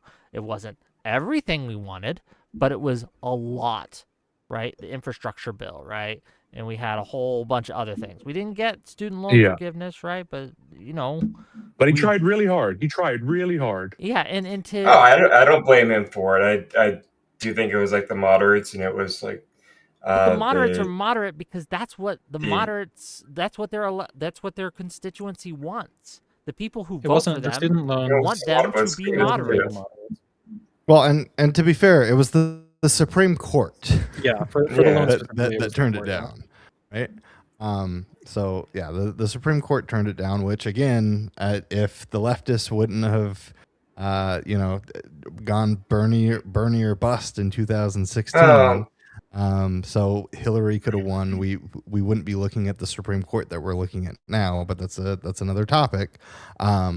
Again, there's two parts of Congress, right? So you have the House, but you also have the Senate. Just because you have the majority in the House doesn't mean you're going to be able to pass laws where you're going to need 60 votes to pass. I mean, you can throw things under continuing resolutions, but a lot of those things are going to go up to Senate leadership, and they're going to say, hey, like this actually doesn't fall under continuing resolutions. We can't put it in there. This has to be a law that you pass. And if you don't have 60 votes there, then you're just not going to get it passed. Right. So you need people like Manchin. You need people like Sinema. And yes, you're not going to get everything that you want passed, but you're going to get more than you would have if you didn't. Like look at the ACA, right? Like we had to make huge carve out so that we could get the ACA, but the ACA is one of the best pieces of legislation that really could have been passed during that time period. And the only reason why we got that passed was because we had a supermajority in the Senate. If you could give up the ACA and not have Trump in office right now, would you? Oh God, that is probably not. Honestly, probably not. But I don't see a world where we would have to do that. I think. I mean, the USAID. Yeah, that's hard to weigh. Yeah. Obviously, yeah. I mean, it's very way. Like that's my mindset on it. Is like us getting a few things done and then whiffing on a million other things because the moderates push us out of being able to do anything. That Well, you keep saying that the moderates are keeping us from doing anything, and that's just not true. The moderates get us to do the little things that we get, right? Without the moderates, we didn't get anything. So, but they vote against the party. No. So yeah, they would. Well, sometimes they vote with the party. Not 100%. Look at Manchin's voting record with Biden. It's going to be like 80+% of the time. So the only way that this passes scrutiny is if you had 60 senators and those moderates voted against the bills that we wanted to get passed. The issue is that you still have a large majority of states that are very red. Again, this is what Wick said. And off the onset is that a lot of people feel like the Democratic Party is too left right now, right? A lot of people, if you're just saying, who do I trust more on this issue, the Republicans or the Democrats, on a blind test, they choose the Republicans. And that's an issue that the Democrats will have to overcome, but you can't say that it's the moderates' fault for not having enough votes in the Senate. Well, of course, the country thinks we're too far left because the right says we're too far left, and then there's parts of the left that complain about us being too far left too. So, well, no, the right says we're too far left, and the left says we're too far right. Yes. No, but the moderates say honestly, we're too far the left. left wing is like people like Hassan, people like Vadim, people like Ogreboy are trying to push out the liberals from the party. That is their stated goal. That is their agenda. They want to subvert the Democratic Party, and they want to get rid of the moderates. They want to get rid of the liberals. And I've never heard them say that. I've heard him say that he wants to change people's minds. Wait, which one of those three? Well, at least Ogreboy. I don't know about the other ones. Yeah, I was gonna say. Honestly, I grant Ogreboy more good faith than the other two. So I've watched some of Son. I agree with him on some things. I disagree with him on some things. I think You Hassan's grant him- fucking right. You grant him right? good faith Thank after you. he wouldn't take his hat For the off. $2. Yeah. But no, okay. Oh, his hat. I don't really know the. He didn't even meaning take his of There hat that, to be are off. honest. many far lefters, including Hassan, Vadim, etc., right, who want to, and they'll talk about this when they go on, what was that podcast? Second Chance? No, Second. Do you guys know what I'm talking about? Very far left. What's the name of that podcast, gang? I'm blanking on it, right? Hopefully someone knows what I'm talking about. They'll go on these far left podcasts, and when they're on these far left podcasts, they're very open about their goals. They want to subvert the Democratic Party and push it as far left as possible. Oh, which you're means talking getting about rid of the the deprogram? moderates and kicking them out, primarying them in every occasion that they can to get a more progressive candidate in. I'll give you an example of where this came through in real it's time. fine. Connor Lamb and Fetterman. Fetterman was seen as the more progressive candidate. They primaried Connor Lamb, who was a liberal, moderate Democrat in Pennsylvania. They primaried him, kicked him out, Yeah. got Fetterman instead. And If we're talking about politician-wise, yeah, Post then you Fetterman, want he to. literally did have like second a, thought, Sarah. Thank you, Zero Fox. Second thought podcast, and this is their goal. They want to pose as a reasonable Democrat, and they will funnel people in to extremist far left ideologies to try to push them to things like socialism, communism, etc. And again, these kind of actions alienate and push away moderates and liberals.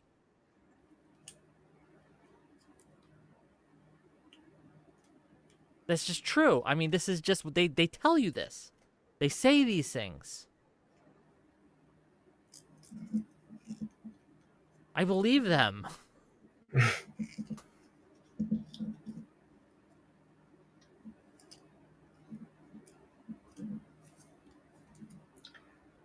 Okay. Well, I don't All right, know. well, yeah. I mean, here's what I'll say. It's good for you, Fowl, to try to push back on these things. You said that like your mom was concerned about the student loans not being canceled. It's good for you to try to push back on stuff like this because when people are around other people in their day-to-day lives that push back on these things, this sort of like propaganda narratives have a much harder time taking root. So if you were making points about like I mean, technically the student loans don't go through the Senate, but even if you were making points about like he could do more with more people in the Senate, or like he could do more if we had more Supreme Court justices, things like that. Like that is effective, even though it doesn't seem like it immediately. It's still worth doing. So you should keep doing that.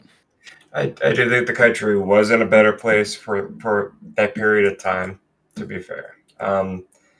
Even though I do like see eye to eye with like Ogreboy and like I don't really know Vadim's positions completely on a lot. And yeah, I am like a cringy socialist, but I don't know. It's not because I want to destroy the party. It's just I want to pull people's opinion to the left. I don't know. Well, that's fine. Like that's your worldview, right? And that's how you view things. But you're working together to have harm reduction in the meantime, right? And that's good, Yeah. right? Like I don't live in New York, but I would have voted for Mamdani, right? Like I have no problem voting for a much more left candidate than my worldview if it means that we get control of the House, if we get control of the Senate, if we get control of the White House. The issue is that's not the same sentiment that you see from the Hassan Pikers, the Vadims, the other people who say, if I can't have it my way, then I don't want anybody to be happy. And that sucks.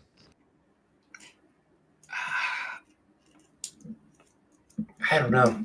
I can't speak for them. I don't know that that's the way they feel, but Well, no, because if you talk to these people, a common analogy that they give you is that you've been stabbed, and essentially what we are proposing is taking out the knife like halfway out, right?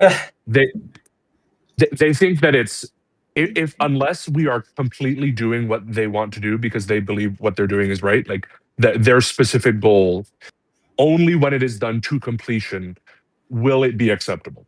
It is never okay to do half measures, to take incremental steps towards a goal. They are very anti-incrementalist. But you're not over here trying to sell it as half measures. You're trying to sell it them as you want them gone. You want them banished. You hate them. They're the enemy. They are the enemy. Well, It's the language you're No, using wait, instead of to be saying clear. like, "Hey, man, we're trying to work with you." Let me be clear, right? We believe that politics is incrementalism. And because they refuse to engage in incrementalism, we are fundamentally not playing the same game or doing the same thing. And that's why we feel that we can't work with them, because they don't think that the way that we are trying to do things will ever be good enough to do what is actually right in their eyes. That's projection at this point. Well, so like the left, like the far left is like the trolley problem, where like you have two people on one side and you have one person on the other side, and then you have like socialism in the middle. But with this situation, if you don't pick socialism, then they're going to pull a lever that splits the train in half, so it runs over all three people because you didn't pick socialism, right? And that's the issue, right? If your ideology is everybody else has to suffer until I can get what I want, then I don't want you in my party. It's as simple as that. I don't know. I really till I'm blue in the face continue to say it like, maybe you think that maybe it is like that with some people, and there's people on the left that I find insufferable too that I've argued with. That's a fair thing if you want to like pinpoint on them. But I don't think everybody on that side is like that. But no one said. I know. I did this thing a couple years ago where I came and tried to say this. Please. No one is saying every single progressive leftist person. No one is saying that. I'm not arguing that. There's a very specific set of behaviors that I think qualify you to be my enemy. Soy Pill's not my enemy, even though he's more left than I am. Pisco's not my enemy, even though he's more left than I am. There's plenty of people that I consider more left than I am that aren't my enemy. It's this very specific set of behaviors that they don't support the Democratic Party. They try to subvert the Democratic Party. They don't support the candidates. They are critical, hypercritical of people like Josh Shapiro, people like Mamdani, right? Like they're disowning Mamdani at this point, right? They're hypercritical of a whole host of Democrats, normie Democrats. And those are the people that I consider my enemy because they don't want the same thing as I do in a very real sense. They want the Democratic Party, I really believe this, to fail so that they can build something new from its ashes. They're accelerationists. They want to accelerate the downfall of capitalism, right? So that they can build something anew from the ashes. And I am fundamentally opposed to that kind of behavior, and they are absolutely my enemy. Abolish or reform ICE. Huh, me? Who do I think we should abolish? At this point, abolish, not reform, because I don't think we can anymore because of just it's become such a slur. Now that said, I wouldn't have been abolished like ICE during Biden administration, right? I would have been reform. But I think that because of Stephen Miller and Kristi Noem's policies regarding ICE, they have behaved in such a way that they have broken the public's trust fundamentally in an irrevocable way, and we can't really fix that. And we kind of have to get rid of them and go back to what we had before that. And even beyond just the optics of it, right? The people, unless you are literally not like firing all the people that were hired within the last year, you're not actually going to fix the problem, because these people have on average 40 days of training. Like, Are you destroying the party? The roots are rotten. The roots are fully rotten at this point. Yeah, they definitely seem to be. But are you really like trying to destroy the party if you're like mad at the people that are in the Democratic Party that want to reform instead of abolishing ICE? No. I think if somebody No. became the candidate for the general that said reform ICE instead of abolish, I think everybody here would endorse that person and tell everybody else to vote for them. I mean, that's people's frustrations. That's Schumer. That's Jeffries have been on the reform train lately. Okay, I think look, that might be the best path electorally, right? That might be. I don't know. I don't think it is, but it might be. And if you can show me evidence that Schumer is, may also just that's be fair. stupid, right? Look, Well, and then- politics, politics at the end of the day, politics is the art of the possible, okay? It's how much can you get done? What is possible to get done? And I think that it's important to play within that realm. When you make your ideals an obstacle to get what you can done, your ideal is just an obstacle at that point. Like, it gets in the way of actually accomplishing anything. Because unless you accept, like, it's the people who are like, I want it all or nothing. That way of thinking is toxic because you get nothing. You get nothing. I've heard about that. I've heard that on our side. I've heard like people mad because you mentioned it earlier, that we passed under Biden. Well,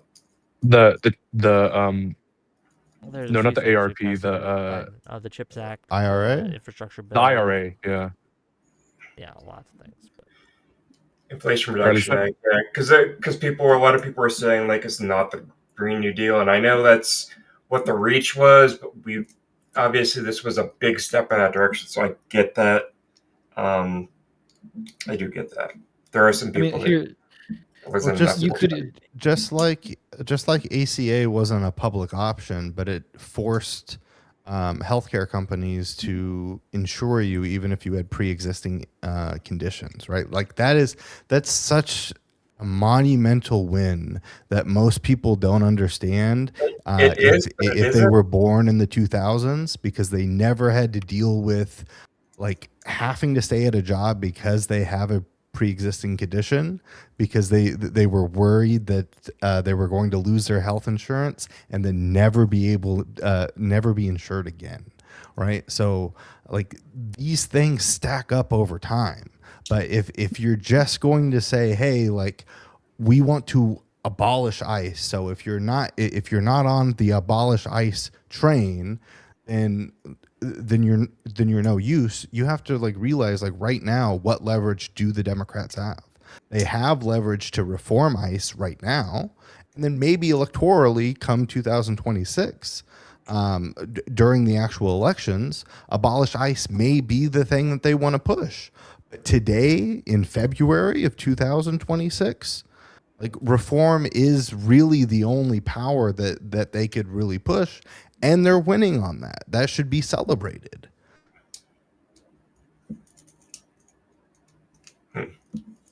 Yeah, in Falcon, would you accept that there is a contingent of online leftist creators that do not give credit to the Biden administration for all of the bipartisan legislation that they passed? Yeah, probably not. It's probably some that don't. Although most of them, I think, will. I actually say no. Like, I will say most leftists will give him credit for the things that he did do. But there's usually one or two pet issues that he didn't get done that just rubs them the wrong way. Where it's just, actually, usually it's Israel and Gaza. That's the main one that they point out. But they will say, like, he got a lot of good things done. They'll say, I like what he did here, here, and here. He was the most progressive president we've had. But then, like, that's amongst the biggest thing that I hear that, like, is a non-starter. I'm surprised you get people that call him the most progressive. Just a housekeeping thing. I am getting really tired, gang. So if you want me to stay up and you want to continue this conversation, you got to pay me. I work for free. So unless we can get some good super Look, chats. I've been wanting to and ask you a question for like an hour. Can I ask you because Yes, you can. I've not found an opportunity Go to ahead, to ask start me. it. I'll be right back. Yeah, right in the first minutes, you talked about how like there's a problem that the leftists are infiltrating the party, right? And they're like infiltrating into like political advisor positions, Yes. and they're giving like bad Staffing advice. positions, things like that. Yeah. Yeah, staffing. Like, is that a thing? Like, is that like a Yes. you feel, or is there like there's data behind this? And can't that just be that people are like bad at their jobs? And like, well, incompetence if is always and if incompetence is and always a if thing. there is a Yeah. thing, if this is a thing, how do you deal with it? Like, do you do McCarthy trials, etc., etc., or like do you have a question that you have to answer before you work as a like a staffer or something? I think that there should be a basic set of standards when hiring staffers. First of all, campaigns are always starving for personnel. Okay, they are always wanting people to work with them. They have trouble getting people, and this allows for this kind of behavior where people who are on the far left and want to kind of really push an agenda, activists, if you will, right, on their own special agenda, try to get into these positions. This absolutely happens, right? They get into these positions of influence so that they can push their pet activist project, right? And on the far left, there are plenty of people who actively are looking to subvert the Democratic Party, and so they will put themselves in these positions, right? You saw this during Bernie's campaign. You had Brianna Joy Gray. You had Nina Turner. Yeah. All these people kind of get into these positions of influence and power within the Bernie campaign, try to push certain agendas, and we've seen how they behaved after they've separated and they've kind of masked off, if you will. And well, just look at Brianna Joy Gray's Twitter sometime, and you can tell she's no ally, and in fact is an enemy to liberalism. How do we deal with that is a harder question. I do think that there needs to be like a set of standards, but you can never entirely keep this out. I think what we need to do as a practice in general is we need to have the heads of these campaigns be very vigilant of certain lines being pushed, and they need to just stop listening to certain staffers. Don't rely on what the staffers say. Take a little more time, do your own research, and look at what the actual data says. And this is why I think that Kamala was ill-served, because several of her staffers told her not to go on some of these big podcasts, right? That was ill-served. Sure, Right? but I feel Well, like the No Boys I wouldn't say podcast. that Thank you, Ruth, by the I way, wouldn't for say the that those $2. things are like can be attributed to like the left, right, or to like leftists infiltrating the like staffer rank to sabotage Kamala Harris. I think that's just like staffers being shit, which is like pretty common, and just like like there's a bunch of stories of staffers like deliberately going out of their ways to make sure that they prioritize them being hired by the politician over the politician actually winning, right? I just don't think it's a thing that can be specifically attributed to leftists infiltrating the It's not the party. only problem that campaigns have, right? But it is a problem, and it does happen. Sure. Do you think that Kamala Harris's campaign specifically was I like think suffered because leftists like well, I think it behind suffered closed for a doors whole were host of reasons. I think right, that but like she was a bad was it a candidate to thing? begin with. I do think that she got bad Mhm. advice, and I think that there was too many people who suddenly saw with a power vacuum when Biden was pushed out, and saw Kamala was kind of like a blank slate almost to a lot of people. Everyone tried to kind of pull her in all these directions, and she tried to satisfy everyone and ended up satisfying no one. So no, I don't think we Yeah. could put that specifically on like leftist staffers, right? What I think we can blame the leftists for, or the far left for, is how critical they were of her and painted her as just the same as Trump on issues like Gaza, right? Mhm. That we can absolutely blame in that specific instance. But this has been going on since Trump won in 2016, right? It's a real problem, and it's by design. So Mhm.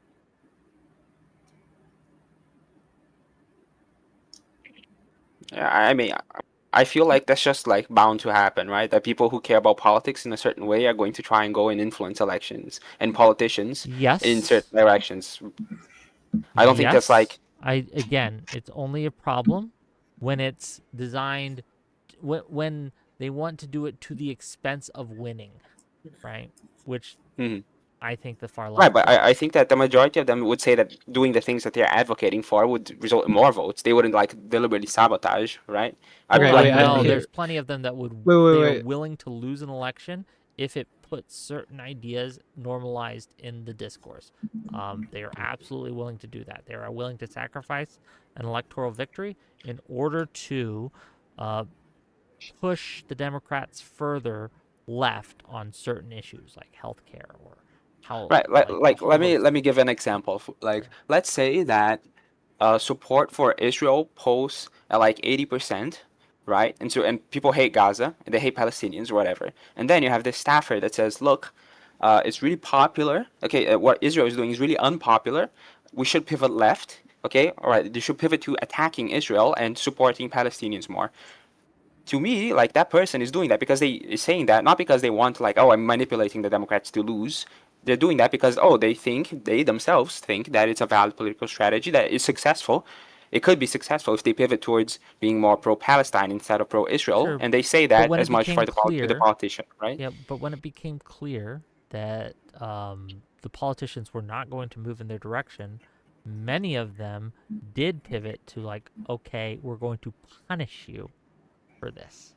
For not taking our side, we are going to punish you, right? And like, remember, right after Trump won, what was the famous tweet? Like, Gaza's speaking now, bitch, right? And they would Yeah. just basically Yeah. say, "We Jesus. look what you like. We did this to you," and they took credit for her loss. They like, you didn't do what we said, and we made sure that you lost. But the outrage wasn't because of what some streamer said. The outrage was already on campuses. What do you mean by that? Elaborate. There was already protests happening leading up to that election. Like, already before, like, that even became like even before Kamala became the candidate, there was protests about I think going on. look, I think a lot of those were funded by the right wing because they weren't protesting Trump. They were protesting at the DNC. They were protesting at Kamala's campaign rallies. They were protesting at Democratic speaking events. No, I'm They talking weren't about before protesting Kamala was Trump, even a right? candidate. Like, the protests were going on before before Biden even dropped out. Oh, okay. You're saying against the Right. Biden administration's Like, policies in they're on Gaza, different separate campuses. from Kamala. Yes, but again, No, there they were are just people. pro-Palestinian protests that were going on throughout colleges. Yeah, but I'm not talking One, about. Hold on, just real quick. Yeah. I'm not talking about people who are just protesting, like against Israel on a college campus.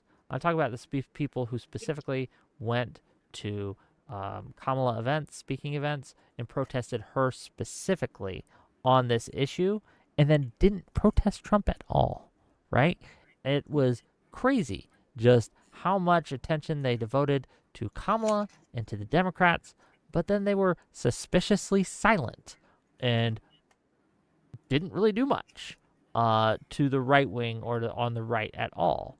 It was clear that they were trying to push the Democrats left on this issue, or at least I won't even make it a left position, right? But they were trying to position the Democrats as more pro-Palestine. And when the Democrats, because they looked at the polling and saw that that was an electoral loser, decided not to go that direction, they decided to punish. And they got the uncommitted movement going on, and several other things where they actively worked against the Democratic Party. and then like to the point of people doing things even though it's not going to lead to like wins in an election. I mean, Vadim or whatever his name is today, in defense of Tlaib not endorsing Kamala, said, "Hey, like there are some issues that are worth losing for. If that's your mentality, I'm sorry, that's not the case." I think he was saying in the context of the other way around, where he believes that Kamala thought it was worth losing to No. hold her stance. I think it was That's not what specifically he was saying. it was like a Joe Biden quote, right, or something. He was referencing something that Joe he quoted Biden. Joe said. Biden that said some things are worth losing over that take a principled stance on, and he was using it to say, look, these pro-Palestine people took a principled stance against genocide, and they decided not to vote for either party, and that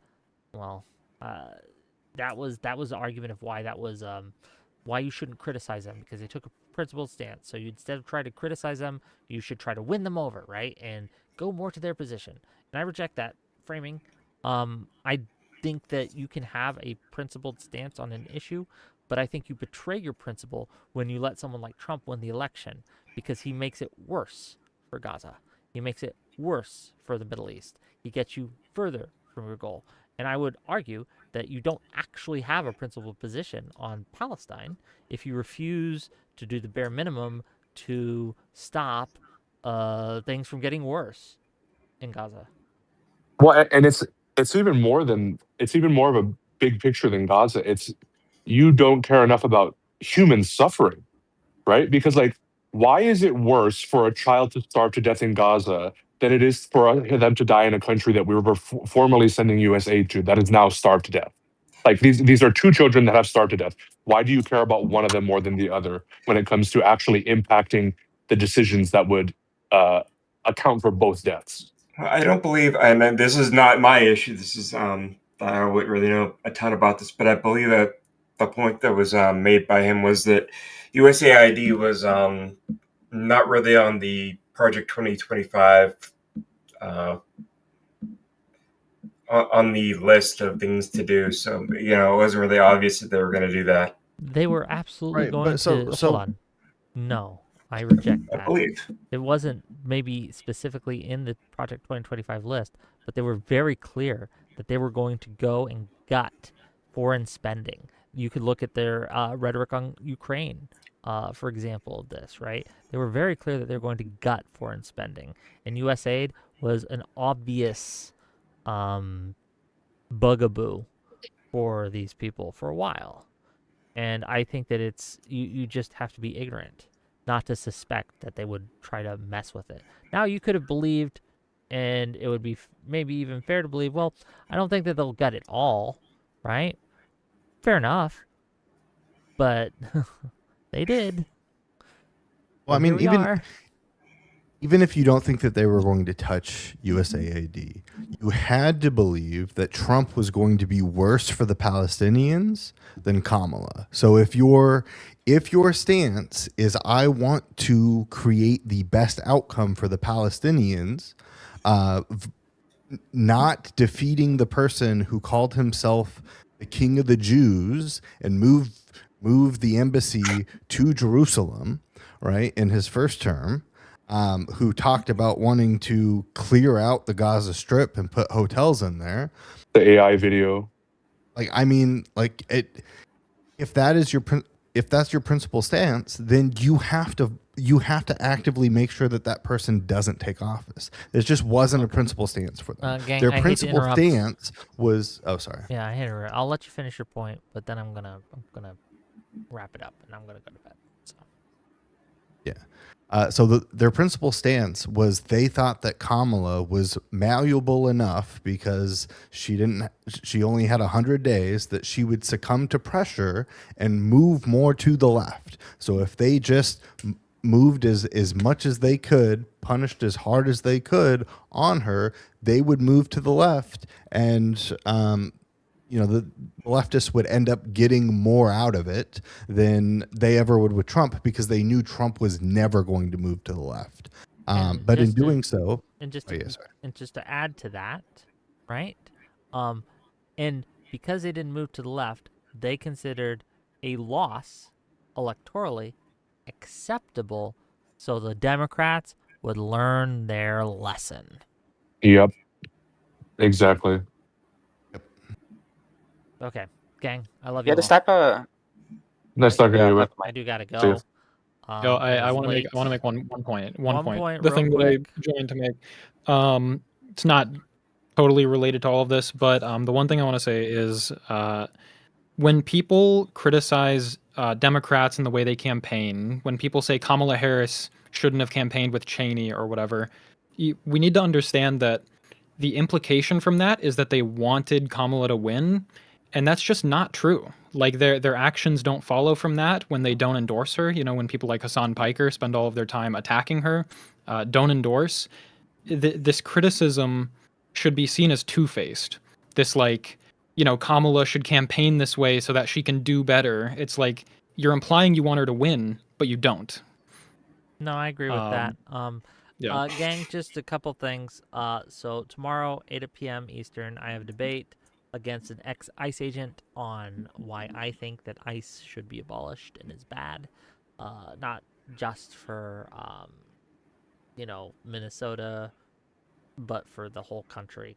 Also, I'm going to try, and I can't guarantee this, but I really want to bully Soy Pill, Hutch, Pisco, and IRI into getting me and Dev on the next Live and Learn so we can be like a counterbalance to that craziness that we saw tonight and maybe push Pisco a little bit. So if you guys want to go out and bug them to agree to that, that would be great. Dev's already said he's down if they're down, so if we can make that happen, that'd be beautiful. Okay, I'll see you guys later. Give me a like, give me a subscribe, all that stuff, and I'll see you tomorrow, 8 p.m. Eastern. Good night.